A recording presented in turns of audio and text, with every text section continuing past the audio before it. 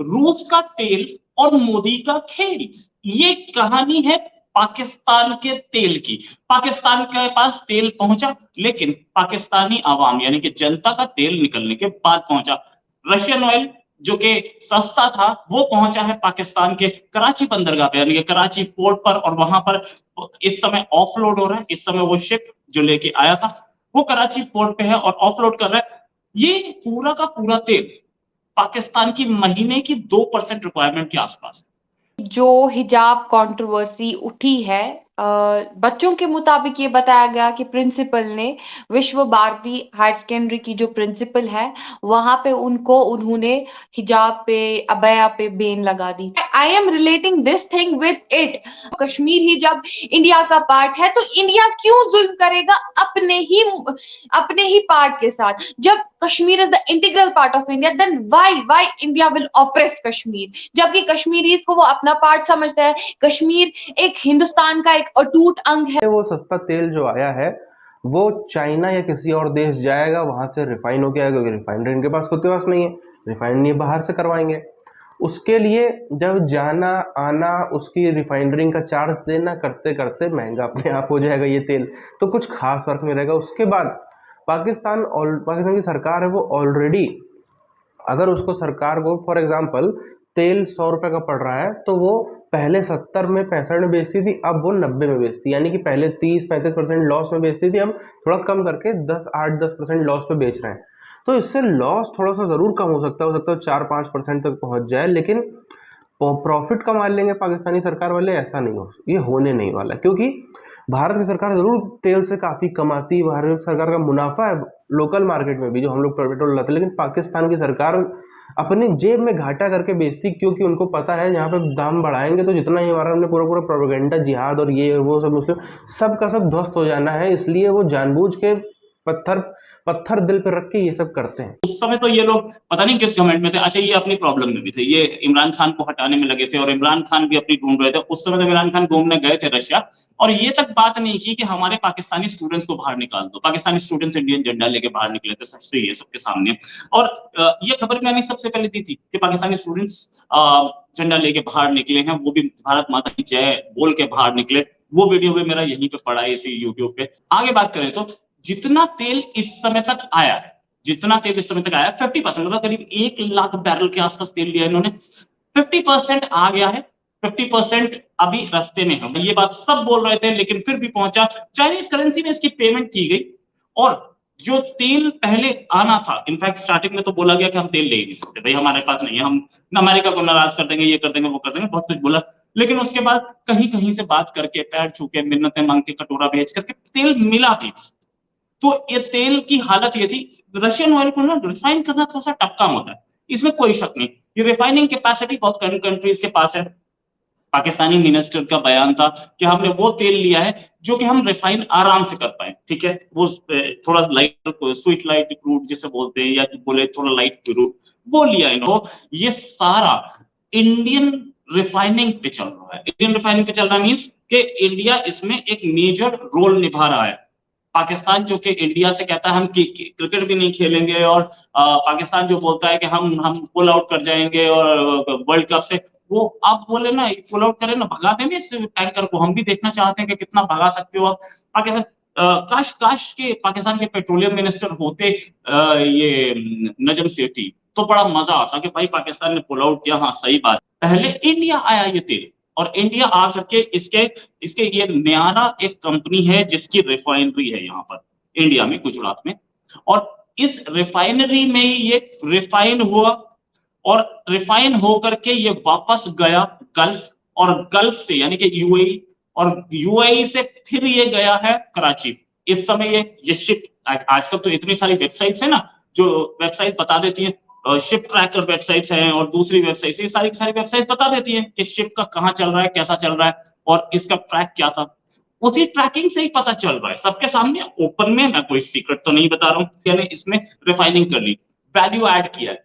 यही चीज अगर पाकिस्तान के हिसाब से बोली जाए तो बिना 370 दोबारा लगे या कश्मीरियों को धोखा दे के इन्होंने ये तेल हमसे खरीद दिया, क्योंकि ये तो इंडियन ऑयल है ना। अगर यूरोपियन स्टैंडर्ड से चले तो यूरोपियन स्टैंडर्ड तो ये मानते होंगे ना। तो तो यूरोप ये मानता है कि ये तेल इंडियन है। तो अगर यूरोप मानता है तो पाकिस्तानी से रशियन तेल मानता है, रिफाइनिंग इंडिया से हुई, ठीक है।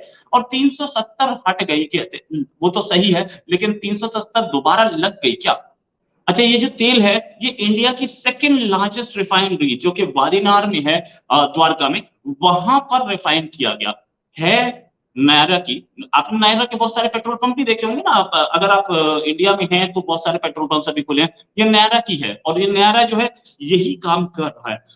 अब ये जो तेल इंडिया आया, जब ये इंडिया आया इसकी कॉस्ट थी $52 पर बैरल। इंडिया ने उसकी रिफाइनिंग की, no doubt about it, India ने रिफाइन किया इसको, इसमें से पेट्रोल अलग किया, डीजल अलग किया, अलग चीज अलग की, और फिर उसके बाद इसे गल्फ भेजा, यानी कि यूएई, और फिर वहां से वो पहुंचा है कराची।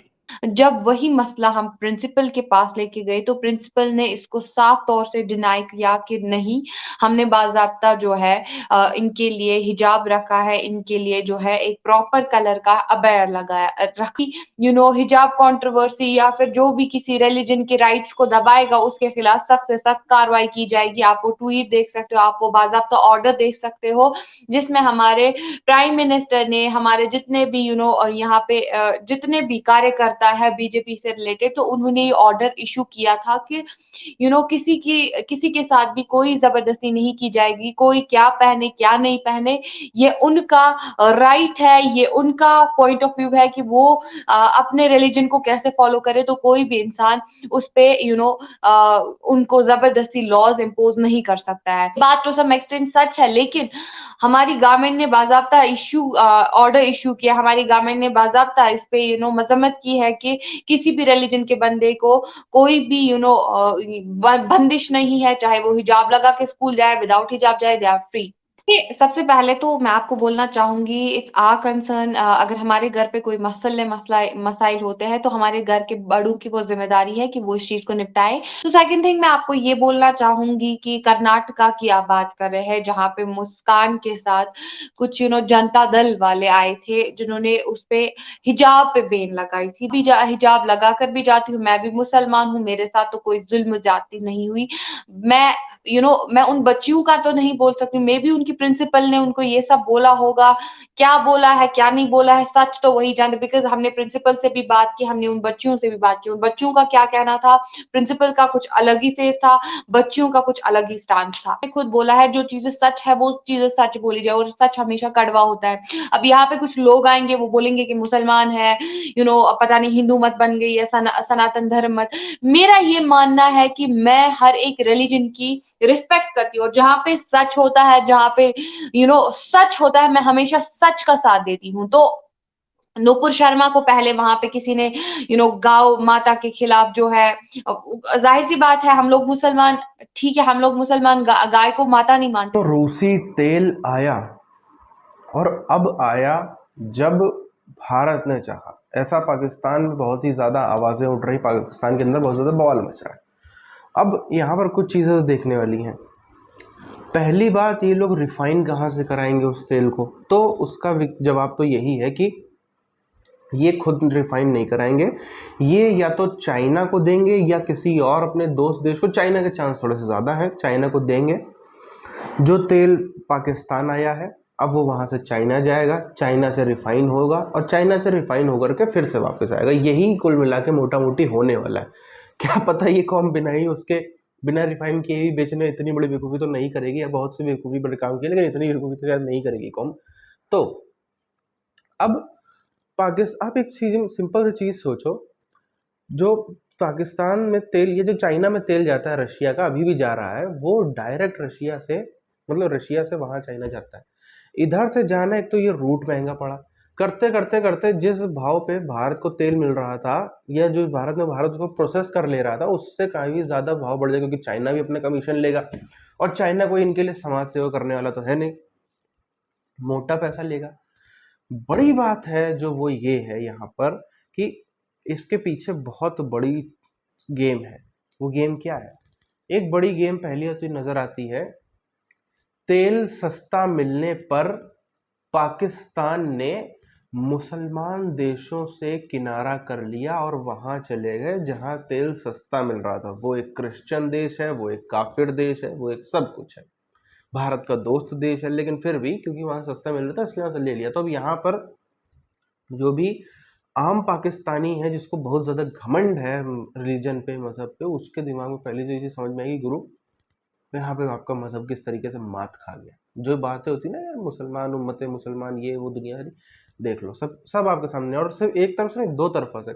वो भी मुसलमान देश थे, अगर इतना ही जक़ात बांटते हैं, अगर इतना ही भाईचारा है, सब कुछ होता तो फ्री में दे देते, अरे उधार पे दे देते, बाद में पैसा मिल ही जाता, भागे थोड़ी जा रहा है पाकिस्तानी कहीं ना। मजहब बड़ा ना भैया, सबसे बड़ा रुपया, वो चीज़ यहाँ पर साफ हो गई पहली बात तो।